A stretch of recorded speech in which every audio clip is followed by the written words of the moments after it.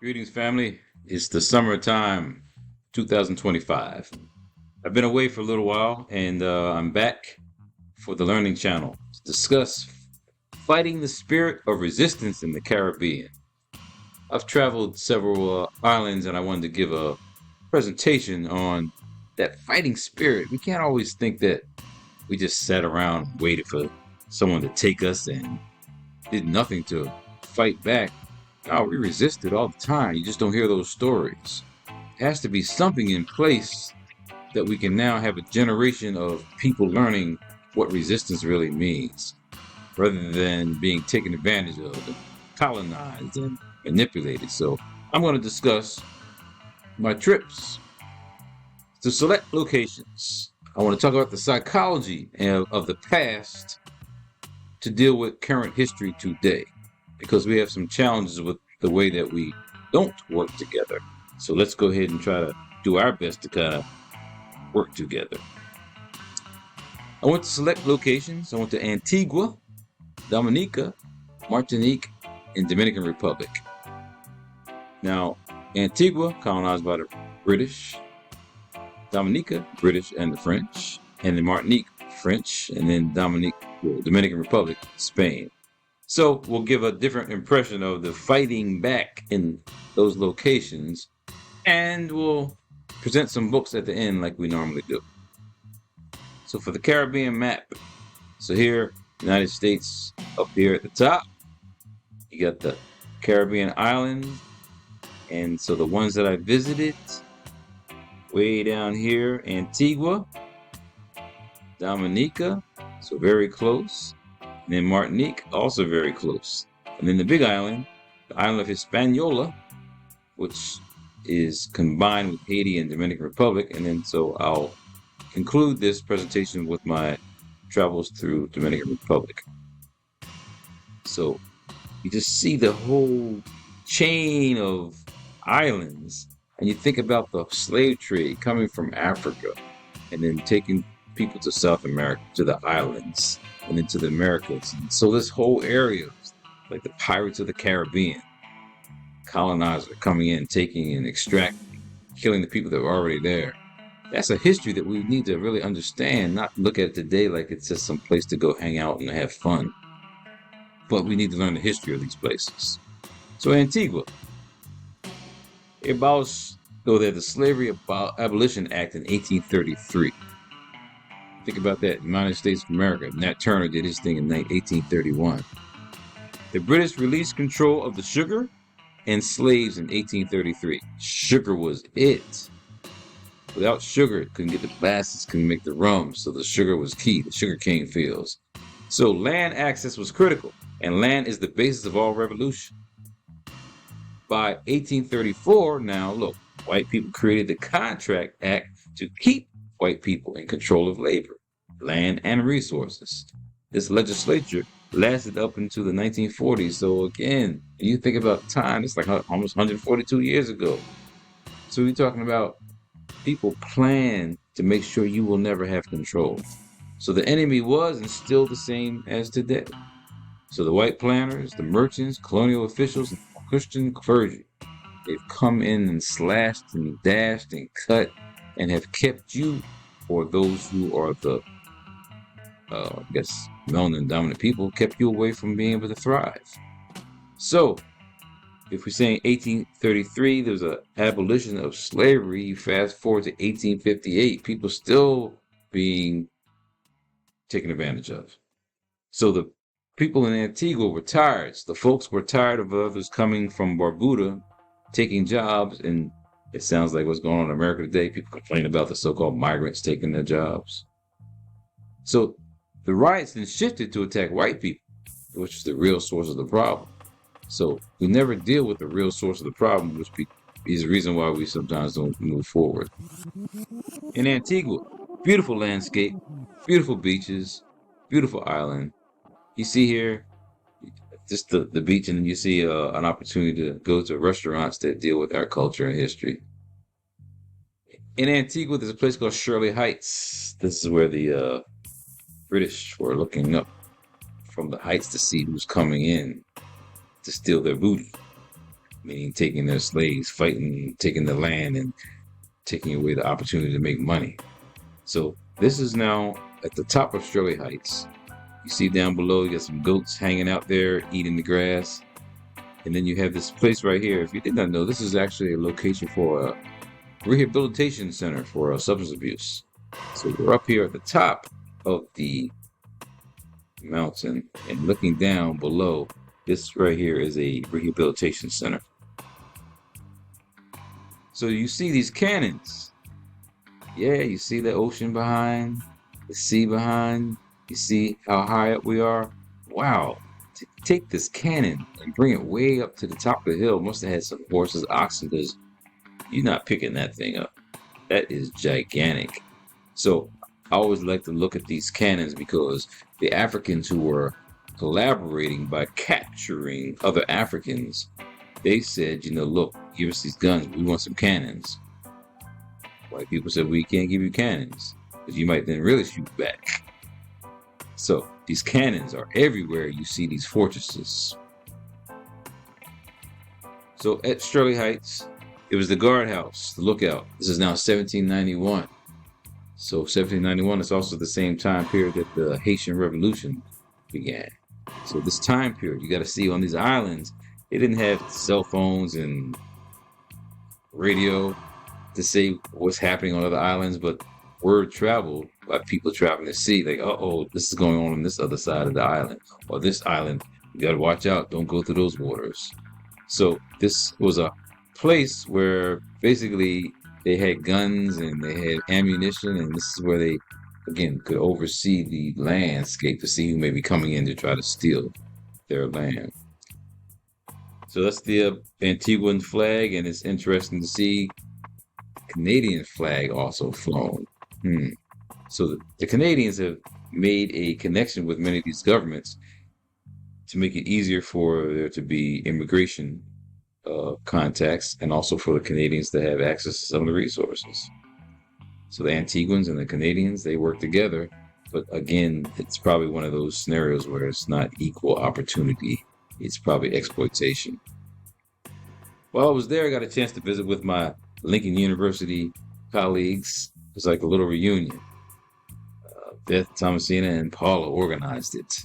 So we graduated from Lincoln different times, but we stayed in touch over the years. So it was excellent to go to an island and visit with old comrades.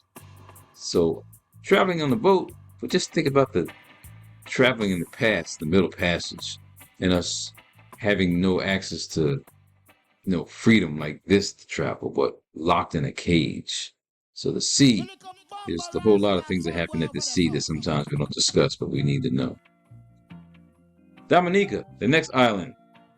Dominica, pretty much 1764 to 1818, the Maroons fought fiercely. So this is now earlier than what we just said in Antigua, but you got something happening, spurring some thought processes with revolution, saying that you can do this. These warriors played a significant role in challenging the institution of slavery. This struggle is recognized for the impact on regional revolutions like the Haitian Revolution, which I said occurred in around 1791. The French and the British fought over control of the island. It's like a natural island. That's how they look at it today. Not a lot of good beaches, but definitely hiking and hot springs. The Carib, who were originally there, called the island Watikabuli. Watikabuli means tall is her body because the mountains were so high. The name represented the rugged mountains and volcanic terrain. After the Carib, I think the Kalinaga people came, so you had a group of people that always fought, and that's why it was hard for them, that is the Europeans, to control the island of Dominica. So departed for Dominica, and you see the landscape, the roads, got it through the mountains, so it's a long ride to get through some of these places. Plantain everywhere. Weather was good. Mountains, sea, a lot of sargassum in the water in certain places. Again, so it's not the best place for beaches, but for inland and travel and seeing the nature, excellent. So the reason why it's like not like a lot of good beaches, but a lot of mountains, because underneath is volcanic ash. It's just a volcano out of the sea. That's how the island forms. So during the eruption of Mount Pelée in Martinique on the 8th of May 1902, volcanic ash went everywhere. The eruption destroyed the city of St. Pierre and killed some 28,000 of the inhabitants. My goodness. Cataclysmic event. Some people had escaped in boats to villages in the south of Dominica. On the 14th of January 1930, there was another similar eruption, and that's what's in that museum that I'll tell you about a little later on. So what is happening under your feet there in Dominica? So as a volcanic island, it has tectonic plates that are shifting, and they ram into each other, and now you have these pockets. The Atlantic or American plate is being forced underneath the Caribbean plate. The action creates an area of weakness in the Earth's crust as it is pushed downwards. The Atlantic plate melts and the heated magma forces its way upwards, bursting out through the surface as a volcano. So Dominica was formed by this action over a period of 26 million years. Today, the boiling lake and other hot springs are heated through the contact between water and the rocks below. So we got a chance to go to a hot spring. So the spa is using the hot springs coming down from the mountains. At this location, there are different springs, like baths, that have different temperatures. Sulfur, supposed to be healing for the body. So got a chance to enjoy the hot springs of Dominica. For emancipation and resistance, again, they fought hard there. Of course, they got locked down for a little bit, but again, this monument is a symbol of freedom and emancipation. It is a tribute to all the enslaved Africans who suffered and were executed in the history of Dominica. It honors the Maroons, risked their lives to fight for the emancipation of all. It pays homage to those who were sold and executed at the old Rosé barracks, who were held at the Barracoon building, Rosé, before being sold and sent to the plantations. So we actually stayed in Rosé, and we were at Fort Young. And Rosé actually means reed, so a lot of reeds that gets in the water, so they named it after that. This monument salutes the memory of our African ancestors lost and the immense contribution to their skills to our early infrastructure and the development of agriculture in Dominica through the shedding of their blood, sweat, and tears. It celebrates the powerful and lasting influences which our ancestors had in Dominica and presents present day culture, especially in our forms of music, language, costumes, and cuisine. This memorial is a reminder of all Dominicans that we should continue to sustain our African heritage and its many cultural expressions. So if you couldn't read that, that's what it says on that sign there. The nature is just immense, gigantic trees. Got a chance to do some whale watching, saw some dolphins out there in the water. And here is a tree during a hurricane. Fell on a bus. The tree is enormous. I think it's a baobab tree, but there's a bus under there, and as the tree keeps growing, it keeps crushing that little bus. But just showing you the power that hurricanes can have to knock down a big tree like this. There's the White House where the president lives in Antigua. No White House compared to what we're saying in the United States. It's just that they call that the president's house. It just happens to be white. This is a little monument, looks like an obelisk. It's representing names of people who fought and died in the military struggle in Dominica. Why was Dominica fought over when you say military struggle? Both the French and the British wanted sugar producing islands. Again, sugar was the crop at that time period, and cotton. So you got all these different time periods where commodities were being made and you needed slave labor to make it work. Sugar was the most valuable commodity in the world at that time. The British wanted to separate Martinique and Guadeloupe by holding Dominica. And you see all the chain of islands are all kind of compared. They're like in the same locale, And so one colonizer wants this island, the other wants that island. They're fighting against one another. That's why those cannons are there, because they're fighting over your. The French wanted 3 islands together in a line to separate the British colonies to the north and south. So where we stayed at Fort Young, at one point controlled by the French, one point controlled by the British, and you as Africans were probably the people that built the forts, but you were then being taken advantage of. So you see this little route here. People say that from South America in the Venezuela area, people traveled those chains of islands. They could have also come over here from Central America by boat and traveled down this way. They could have also then traveled and kept going up towards Bahamas and going to the United States. So there's different time periods that there's people traveling, and that means there's different types of people meeting one another. So the Carib and the Kalanaga, these are people that may have had contact, and then they either worked together or they fought one another, but they were fierce fighters on the island of Dominica. In the museum, excellent information. Sometimes when you go to museums in certain cities, it's good to see what is really going on.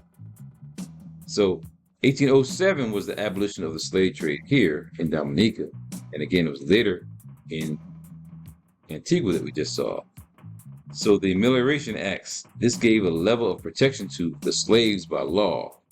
Now this is by law, but we know Europeans weren't trying to give up and let Africans now control their destiny. That's why the slaves or the prisoners, the African prisoners, they left. They went to the hills. In Dominica, you can do that because it's mountainous and the terrain is tough. So you're not going to get captured because the Europeans weren't going into the hills. So full freedom was not gained until 1838, but again, doesn't mean that people were really free. On the African coast, many of those people who came, they were from different cultures, different tribes. European slave trading companies built fortified trading stations at points along the coast. So Elmina, Goree Island, Cape Coast. They encouraged an African middlemen from the coastal tribes of West Africa to sell people, and they captured them and then brought them from inland. When these captives were brought to the coast, they were exchanged for trade goods as guns, cloth, glass, metal products provided by the Europeans. But the first one, guns. That's how it's easy to take somebody. Stick up. And that's why we can't call it a trade. Can't call it stick up a trade. We weren't trading equally. You took me. Look at those names. Fulani, Songhai, Niger, Dogon, Hausa, Oyo, Ewe, Dahomey, Malenke, Mandinka. So people had names. Mende, they came from a place. So that's why when you look at the word Africa and African, we're really coming from a location where we had a culture and a connection. We don't call ourselves those names today outside of Africa. So although emancipation occurred in 1838, social conditions changed little for the next 100 years. We're now in 225, and they still have not changed. So Dominica has a pretty good self-governing system, but again, people are being exploited because of the colonial enterprise. So the Africans, you see this machete. I see when people are cutting grass in the islands, they're using machetes. You got to think in the mindset of the Europeans giving their slaves weapons to really do work, but that weapon for that work can also be used to attack. So the ruin activity was centered in the mountainous interior, and so the European did what they could to say, what can we do to manipulate these? How can we pacify these Negroes? So they probably pitted people against one another. So here's an example of the Europeans, probably the French, coming in, discussing to the Africans about what we need to do to be seeking peace. So that's why this little drawing here, painting, is called Pacification with the Maroon Negroes. Whatever we got to do to pacify them so they don't fight back. So the first people again came along the river. You can go back and look at this and see actual in the museum a canoe. You see the people traveling by canoe. We can't think that Columbus is the only person that ever sailed the sea. And then actually when he was, Columbus was sailing Columbus. Cristobal Colon was sailing. He crossed this place and he found it on a Sunday. That's why they called it Dominica. But that's not what the people called it. People called it Waitukabuli, not Dominica. So we start going back to our original names, start going back to our original heritage. We start to redefine what's really going on in the world. Next place is Martinique. Now, they're neo-colonized to the maximum. I saw it. So there was direct French colonial rule over Martinique and Guadeloupe that began in the 17th century. And it structured the system so that French benefited economically. Like many Western European countries, France developed plantation economies through the enslavement and transplantation of Africans. In overseas territories, enslaved people were exploited to extract commodities. And again, sugar and bananas and rum. So when we say plantation economies, they may have only one market, and it could have been sugar. Early French settlers created a minority white ruling class in these colonies, and their descendants, known as Beques, became the dominant force of a deeply inegalitarian society. And when I saw it in Martinique, I didn't see many of us doing things of control. Saw that colonizers there still operating.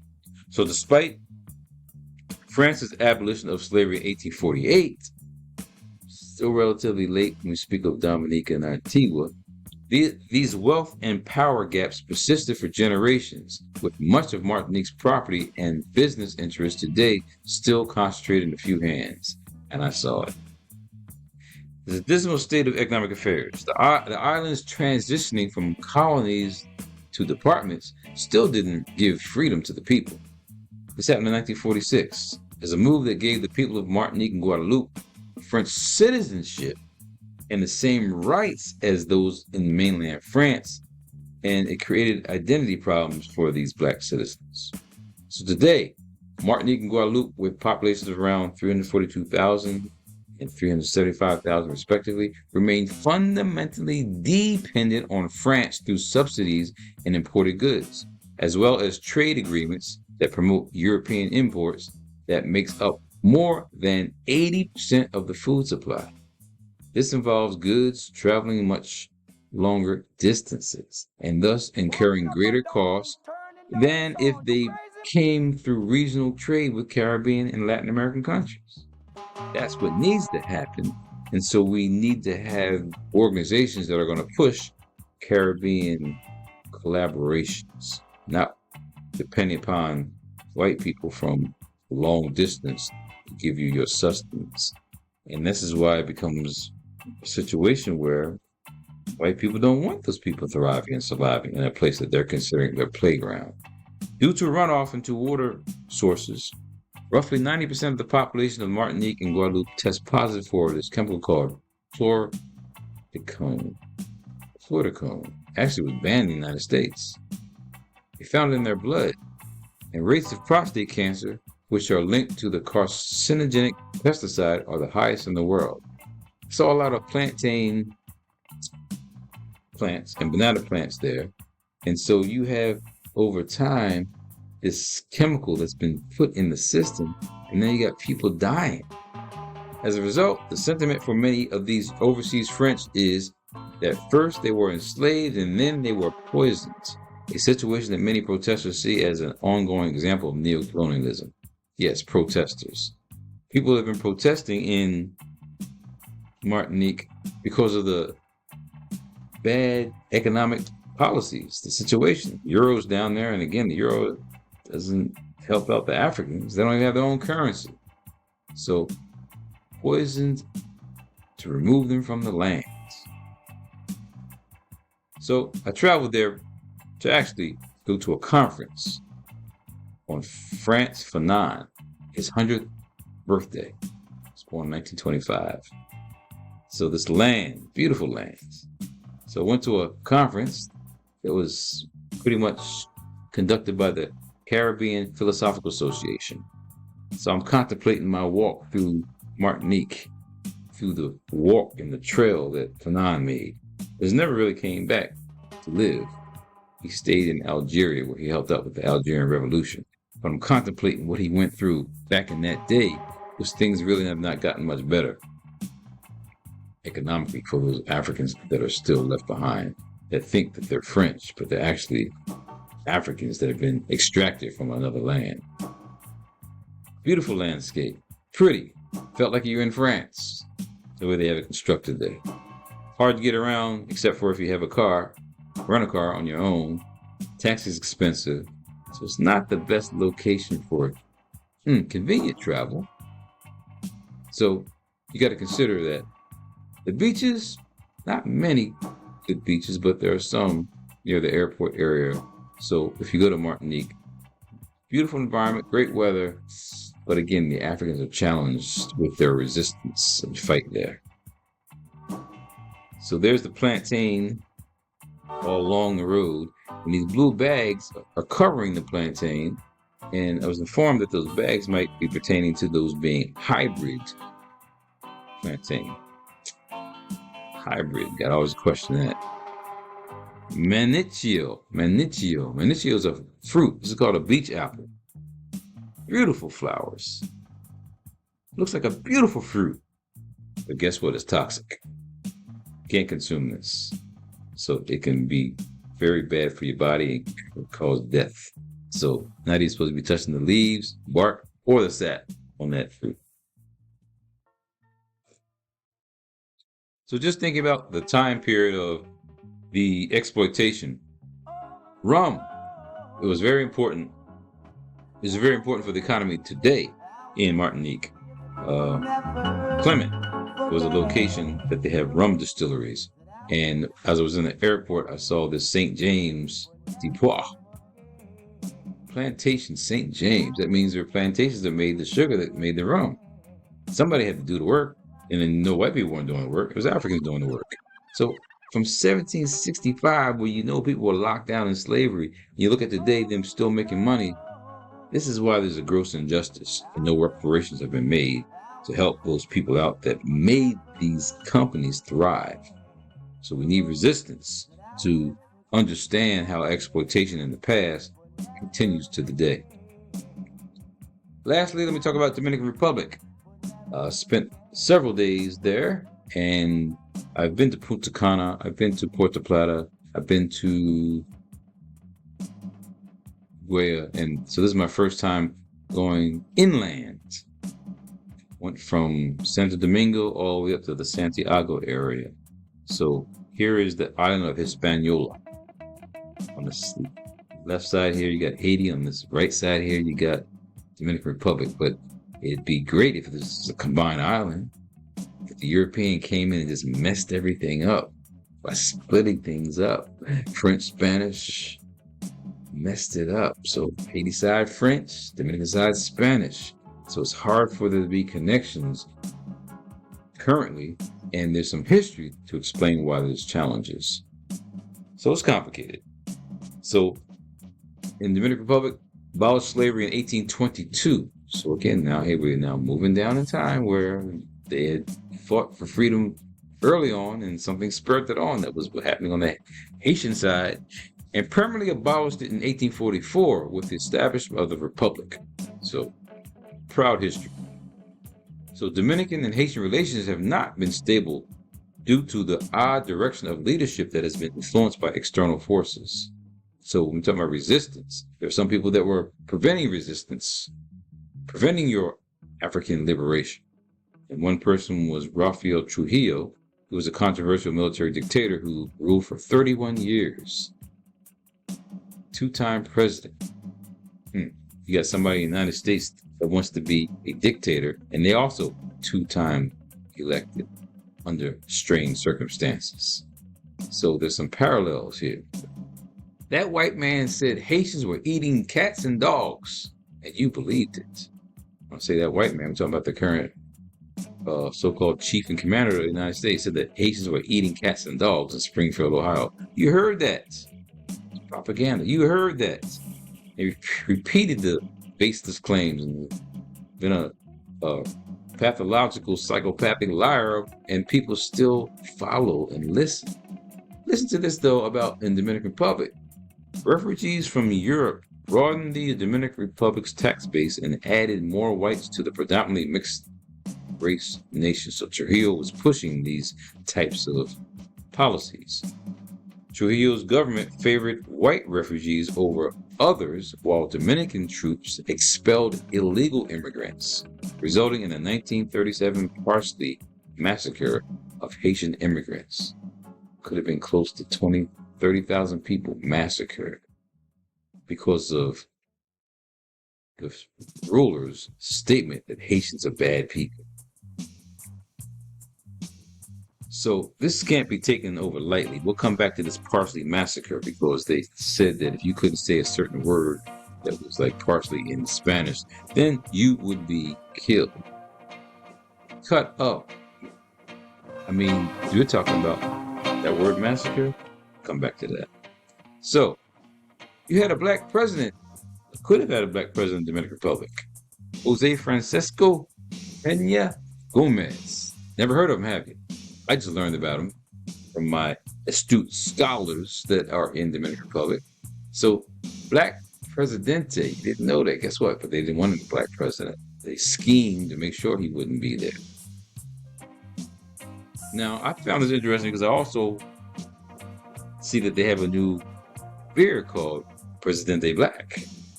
So I like to look at this little parallel here because you don't find this beer many places there in the Dominican Republic. Certainly not going to find it too many places outside the Dominican Republic. But Presidente Black and Black President Gomez. It's pretty good beer, but it's not dark like black. It's just called ice. Presidente Ice, because it has a 6% alcohol content. The regular Presidente is 5%. And it's a whole monopoly because you don't see many other types of beers. There are some Mexican beers like Corona. But there's a monopoly with Presidente and how that's pretty much the major beer there in the Dominican Republic. So there's a social dilemma dealing with a black person running a government. Ever since Toussaint Louverture did what he did, I mean, he did what he did in 1791 when they started the Red Insurrection on the Haiti side. So it's hard for white thinking people to have a black man in charge. So the woeful mutual history of the Dominican Republic and Haiti is tainted with bloodshed as a result of tectonic political and racial tensions involving them over the decades. However, intertwining the two was his brother Gomez, Francisco Gomez, a Dominican national of dark skin and Haitian ancestry, who would eventually become revered as one of the most prominent and best loved Dominican political figures of the 20th century. And we don't even know his name. Born 1937, March 6, his life became centered on politics long before he worked his way up to become the leader of the Dominican Revolutionary Party. During a political career filled with heartbreaks, disappointments, and failures, Peña Gomez was nominated 3 times as a candidate to be the Dominican president and mayor of the capital, Santo Domingo. But above all, Peña Gomez's battle against racial constraints and anti-Haitian bigotry that were perpetually used to deter him from his lifetime mission of winning the presidency and then using it to create a Dominican Republic, which for the first time would be at the service of its citizenry. Although repeatedly denied the presidency of his country, without exception, he became one of the most outstanding black political figures in all of Latin America and the Caribbean, and a true hero in the hemisphere, and we don't even know the name. I only learned the name a few days ago because I went and my revolutionary scholars told me about him. Now look at why there's so much tension. Trujillo was a dictator, and he was brutal to blacks. As I said earlier, is a virulent, anti-Haitian, and bloodthirsty Dominican dictator. Headed the 1937 Parsley Massacre, also known as El Corte, in the Dominican Republic, in which he ordered the executions of an estimated 17,000 to 30,000 Haitians and dark-skinned Dominicans living along the Dominican-Haitian border over a 5-day period. Guns, machetes, clubs, and knives were employed against those victims who could not properly pronounce the Spanish word Perra, meaning parsley. This massacre was supported evidence that Haitians were stealing cattle and crops from Dominicans again. And that white man in America said Haitians are eating cats and dogs, and people believed that mess. So, in effect, what Trujillo was after was to advance a violent movement to Dominicanize the entire island. Many Haitians, including Peña Gomez's parents, fled from Haitian-occupied pockets along the border of the Dominican Republic back to Haiti. As a result, Peña Gomez was orphaned and adopted as an infant by a Dominican family. So the truth will reveal what you continually deny what you see with your eyes wide shut. All that stuff that happened in history in the past is something that's still going on today. It is a crippling fact that no politician who openly acknowledges African ancestry has ever been elected president of any Spanish-speaking country in Latin America. In Colombia right now, you got a black vice president in Colombia. Colombia, not Columbia, Maryland, not Colombia, Colombia, South America. But other than that, running from black leadership. It's nothing but white supremacy causing that. And I can't even call it white supremacy. It's white paranoia. If you're supreme, you wouldn't worry about someone else operating. The Dominican Republic government claimed that the 1994 election revealed a narrow victory over Peña Gomez, but it was the influence and support of the U.S. Yes, U.S., the United States, for Balaguer, that he's another candidate, had some complicated history, that allowed him to run away with the presidency, even though there was universal belief that the election had been fixed. We fast forward to the crazy politics of the United States and all these white people saying the election was fixed, the ballot was rigged, they stole the election.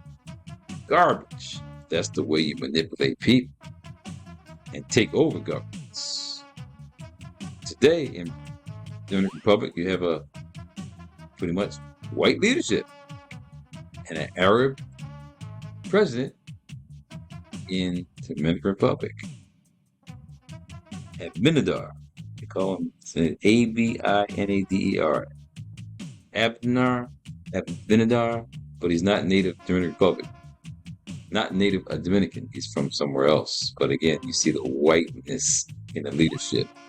Sharks are everywhere. Those Africans that were jumping on the shit over the ships, sharks got them. Those people, politicians, do whatever you can do to keep out the black presidents. Don't allow them to be able to move up and elevate on many of these islands. So you got sharks in politics. And speaking of sharks in the corporatocracy and how corporations basically are psychopathic, don't worry about the people. There's a company called Gulf and Western. I didn't hear about them until I went there. That is Dominican Republic. Gulf and Western Industries, an American conglomerate. That means someone who collectively takes over everything. The company originally focused on manufacturing and resource extraction, and that means taking away and utilizing those resources somewhere else. But it began purchasing a number of entertainment companies. That makes sense. You kind of like say what you're doing on the side. You just are entertainment, but you're actually taking away people's resources. Not people, a whole country's resources. And the governments then make deals with these companies, and that's why it's like comes a corporate octopus where they try to control everything. So beginning in 1966 and through the 1970s, they started dealing with entertainment, but they were still controlling the crops. Like the sugarcane is not really produced by the people there anymore, it's by corporations. So led by Chairman Charles Blundorn, Gulf and Western was a dominant force in the Dominican Republic, controlling vast sugar plantations and agricultural operations that the native people can't control. The conglomerate's reach extended far beyond business, earning the nickname the Octopus for its pervasive influence in Dominican society and politics. Somebody might want to purchase a piece of land, might have a piece of land by the beach, and they want to have a resort, but this company will come in to alter alter and hinder the opportunity for people to be able to just create and do what they want to do, because these conglomerates are controlling the politics of the environment. So I was on the road, drove through the mountains, seaside, and also interior.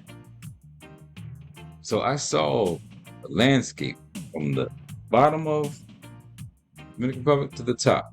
So I've seen enough to know and see how the people are living.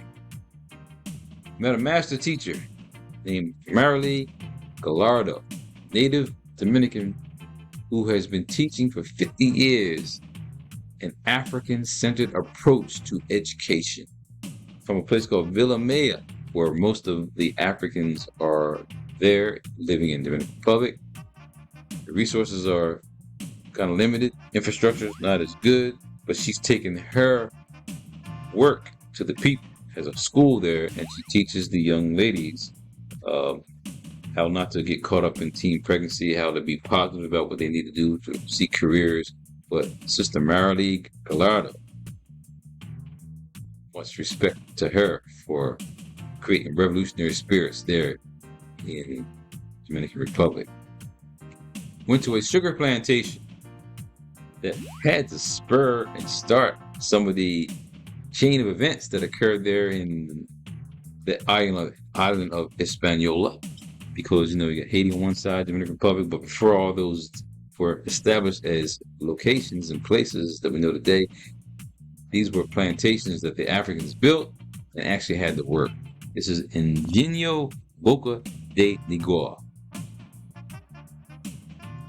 So here in this location, Africans fought. As we walked around the plantation, you felt the spirit of those who said, we're not going to take this anymore. In those little bins were gigantic iron pots that were heated in order to make the molasses and rum.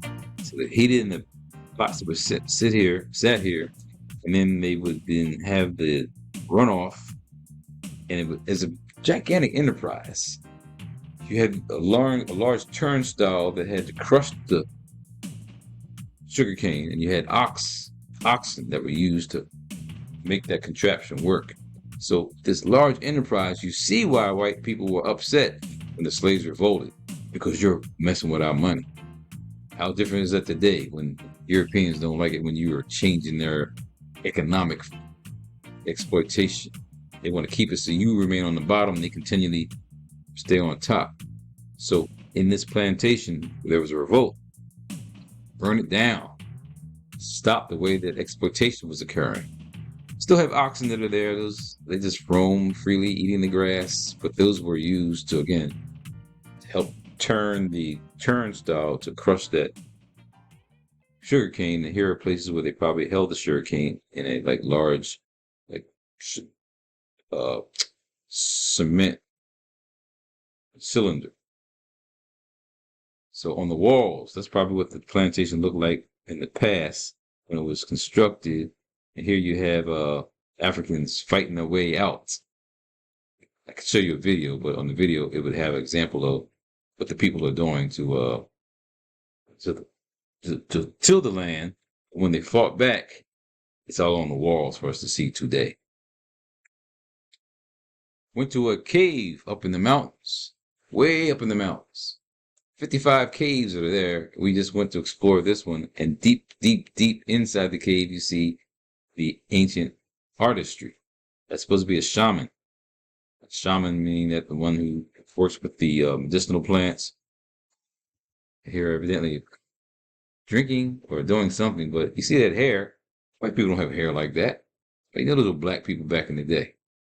These areas that we're talking about, these caves were where the Maroons would go, run away and get away from the colonizer, the beast that was tracking them, and they lived in the hills, and these were safe places, safe havens, also away from hurricanes.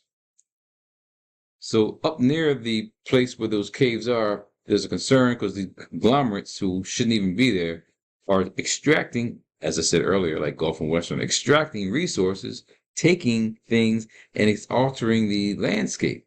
You've had earthquakes on the side of Haiti. Some of those earthquakes could have been man-made and manipulated.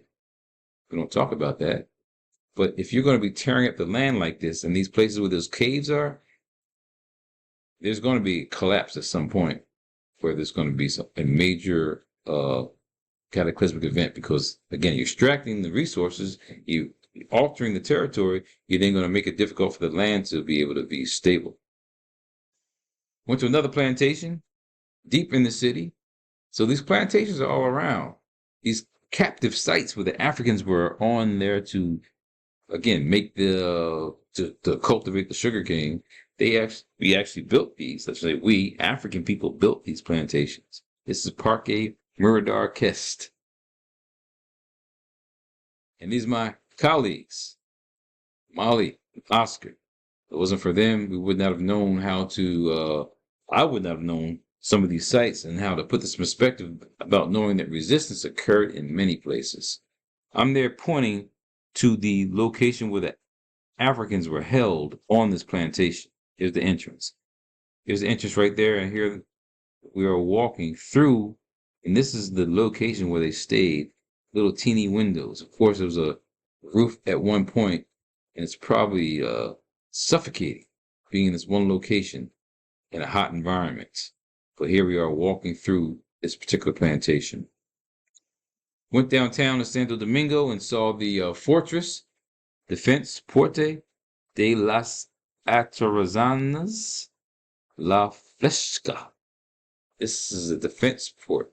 This is where, so the sea is out here. You see, right, this location, that's the opening going into the fort.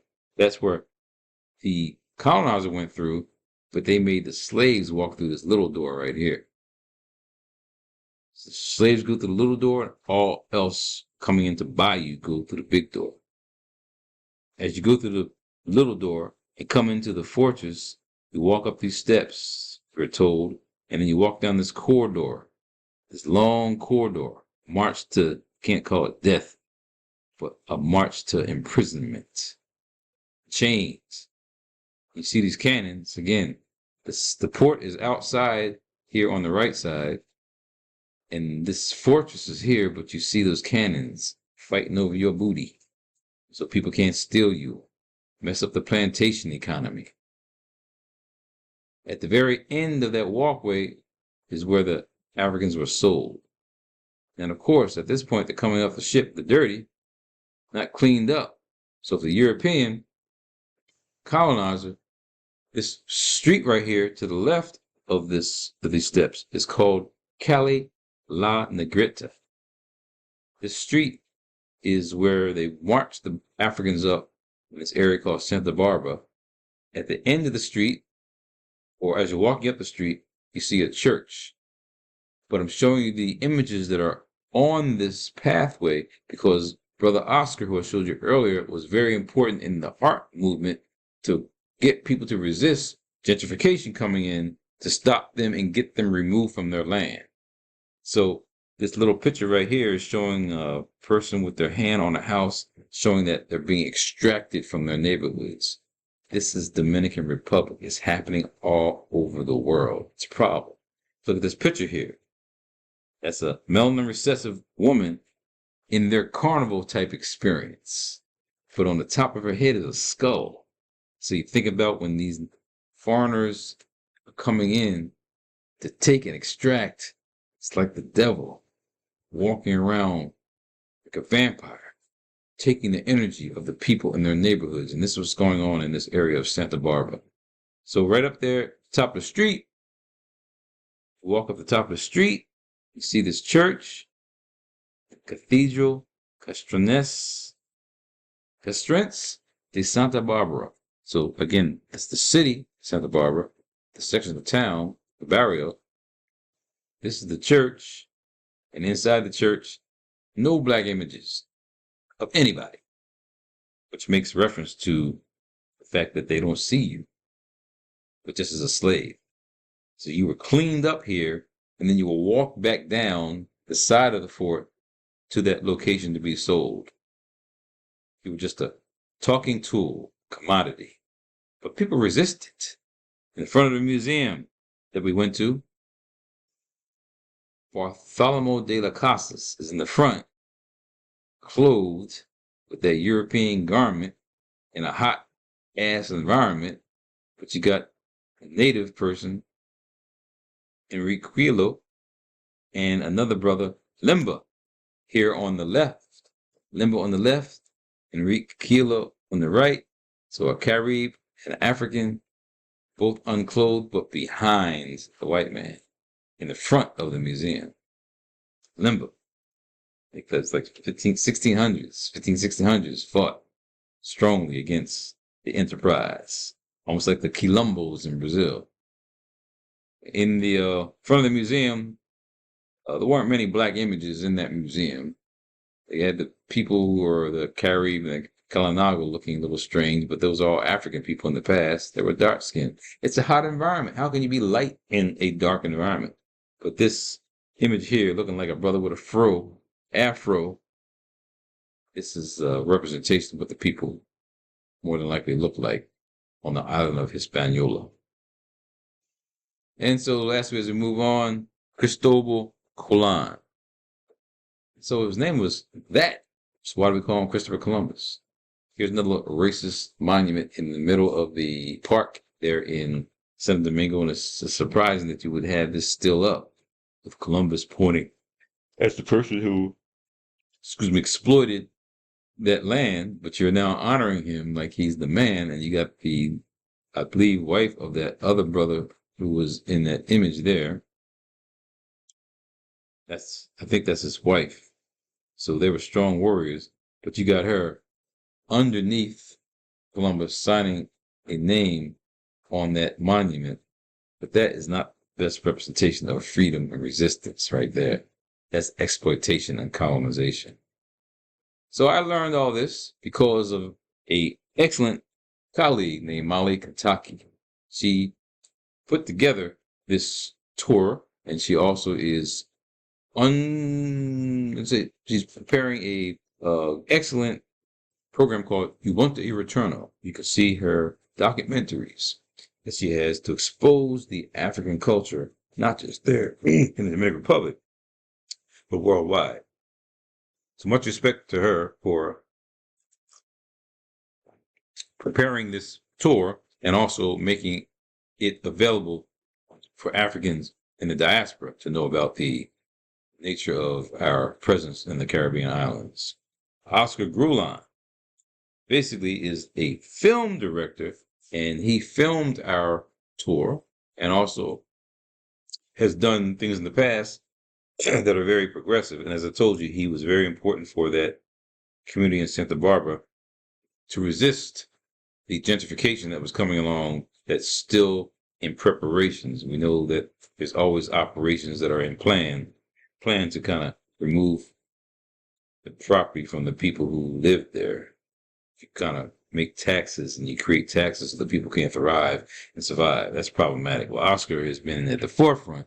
He took me to this museum that's supposed to have a image and statue of an African person who was a great scientist there in the Dominican Republic, because there weren't any statues of many black people anywhere, pictures of many black people anywhere. But in this closed museum behind this door, it's supposed to be a great representation of an African scientist or black scientist that is there in the Dominican Republic, but couldn't see it.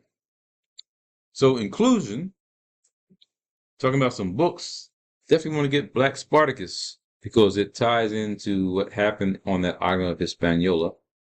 Just again, Toussaint in Black August, 1791. That's when the slave insurrection occurred in San Domingue. That started it off. Now you got other parts of the island and other islands that are hearing what other people are doing. Resistance, fight is on. My point to you and us today is the fight is on, but look at this. 1801, Toussaint invades Santo Domingo. So he goes further in to the country on the Dominican side. And again, there was no republic at that point. Expels Spanish authorities and abolishes slavery. So Toussaint's doing something positive.